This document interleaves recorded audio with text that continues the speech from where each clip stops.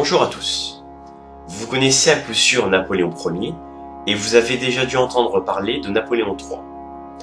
Mais ne vous êtes-vous jamais demandé ce qu'il était advenu de Napoléon II?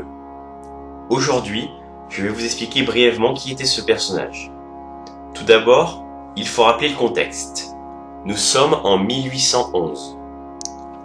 Napoléon Ier, qui est alors l'empereur des Français et qui possède un territoire immense, voit naître son premier fils, Napoléon François Bonaparte, qu'il a eu avec sa seconde épouse, Marie-Louise d'Autriche. L'empereur, très satisfait d'avoir enfin un héritier, lui donne dès sa naissance le titre de roi de Rome. Mais, 3 ans plus tard, le 6 avril 1814, Napoléon est contraint d'abdiquer face aux monarchies européennes ennemies. Auparavant, il demande que son fils lui succède, mais le Sénat refuse, puisqu'il désire restaurer le régime des Bourbons en faisant venir au pouvoir Louis XVIII.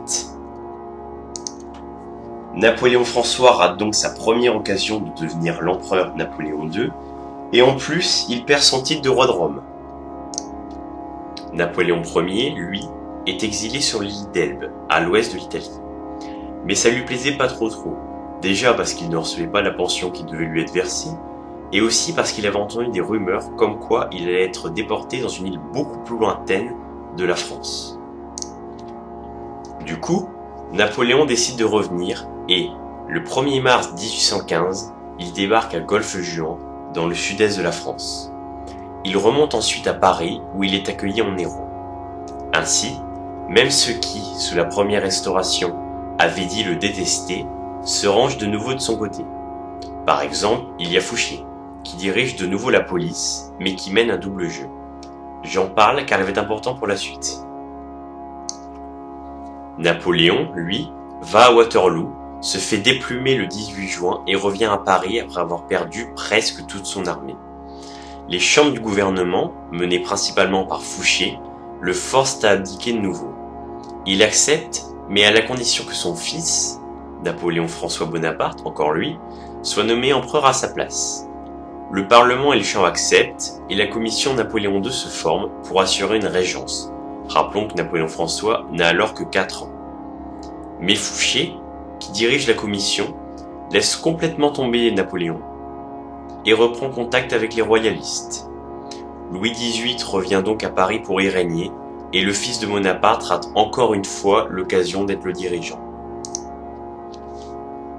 Mais ce n'est pas la dernière. En effet, à ce moment, Napoléon François est à Vienne, sous la protection de son grand-père maternel, François Ier d'Autriche.